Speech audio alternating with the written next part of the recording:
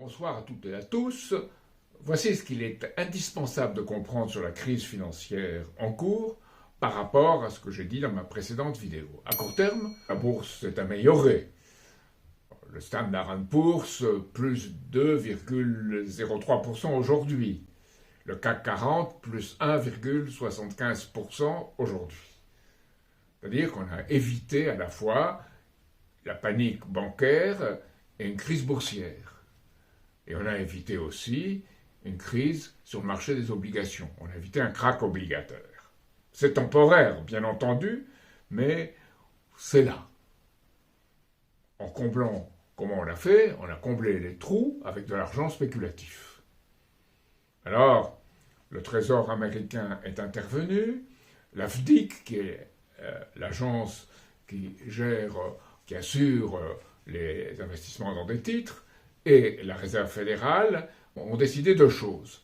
Premièrement, tous les dépôts faits dans les trois banques, en fait il y en a quatre puisqu'il y a eu auparavant la Silvergate, dans les trois banques qui représentent à peu près 400 milliards d'actifs, tous les dépôts seront garantis. On efface ainsi, pour ceux qui ont déposé leur argent, la crise de la Silicon Valley Bank. Et de plus, on décide que les obligations que détenaient ces banques seront remboursées à leur valeur faciale et pas à leur valeur de marché.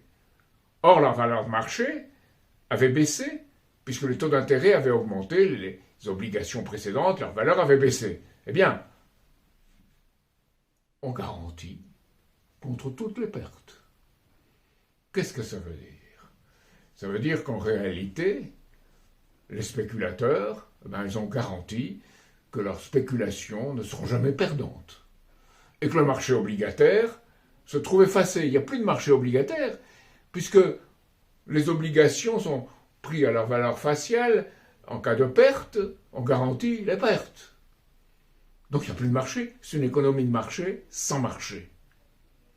Alors, qui sont les victimes? Qui sont les perdants? C'est nous. Ce sont les ménages, ce sont les travailleurs en particulier, et c'est aussi l'économie physique, celle qui produit des biens et qui produit des choses utiles aux êtres humains. Alors que disent de tout ça les organes de presse? Eh bien, le Wall Street Journal nous dit, lui, en fait, on a fait un renflouement de tout le système bancaire américain. Vrai. Parce que de proche en proche, il était menacé. Et le Global Times chinois nous dit, eh bien, c'est tout le système monétaire américain qui se trouve en cause dans son fonctionnement. Voilà. Alors, face à cela, voilà qu'un Bruno Le Maire nous dit, il ne peut pas y avoir de contagion. Comme toujours, il est le champion du déni de réalité. La réalité, c'est qu'en gagnant du temps, l'oligarchie financière creuse sa propre tombe. À nous de ne pas tomber dedans.